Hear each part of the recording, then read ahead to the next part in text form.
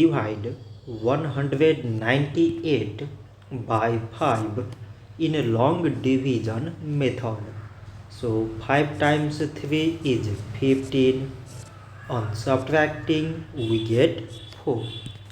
So now we put down this 8 and it is 48.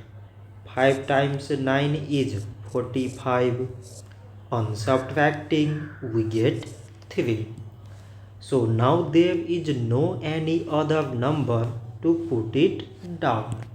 So we take here decimal so that we put 0. So it is 30 and 5 times 6 is 30. On subtracting we get 0.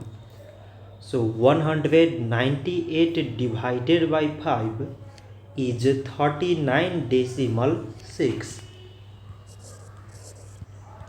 So this much for today and thanks for watching.